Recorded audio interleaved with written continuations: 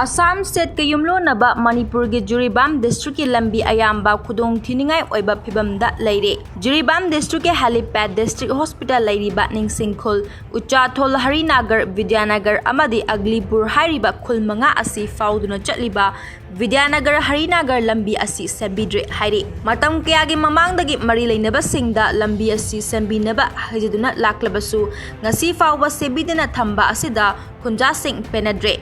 Jiribam asi Manipur ki konung imphal lagi kilometer 108 lapna leiba district ni. Manipur ki noneda meter 194 wangba malem ki khwaidagi wangba railway ki thong ama semgatle.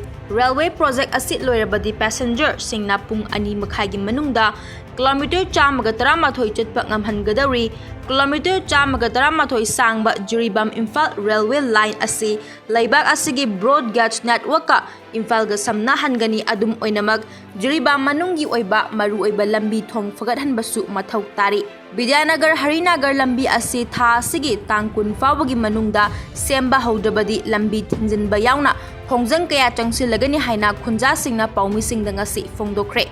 Harinagar gi maira paibi member Takhellambam Muktakhombi Devi na hai Maruoina Helipad faunariba lambi asi asuki matik fatre. Lambi asi athuba matamda Leingak na mityeng Shembidre lambi asi thingjillagani. Harinagar gi miyamna athuba matamda lambi asi Leingak na yengsinbiba pamle. Paumi singa unaba aduda Harinagar Mangal Club ki president Chinglemba Khuman na hai Harinagar gi lambi asi yamna Maruoiba district hospital Helipad amadi Ningsingkhul phaoduna chatnariba lambi ni lambi asi gi fibam nongma gi sokchilakpa asida khunjasing penadre mamangda mari leinabasingda kayarak hana masigi matangda pukhatuna haijabasu laikre adubu hauzik fawba thabak oina paikhalakdaba thong asi yamna nungaitaba fawi. Nong churakpa matamda mahairoi sing amadi nongmagi surga chajariba singna chathok chasin tawbada awaba kaya mayoknari maram asina tha asigi tang 10 fawbagi manungda lambi sembidrabadi khongjang kaya changsilagani haina cheksinwa thamki. Hꯧji akhoi leiriba mafam asi lambi si jamna khudong chadaba haibabu hainingai leitena khudong chadre. Government ki school da tamjariba chhatra myam che school chatre lambi sina maram oiraga khongup tongba yadre monja tongba yadre maram aduna school chattaba haiba che angang sing che mangbagi saruk ama oirei bani aduna matam punam matam atuba matamda government na miyeng changsanbiu aina khoigi Harinagar gi praja myam Bidyanagar Harinagar Uchathol Ningsingkhul hairiba leiriba leingaiba ima iben mayam sina Tuba matamda miyeng changsanbiu hairiba si government gi side pung chingchanjari.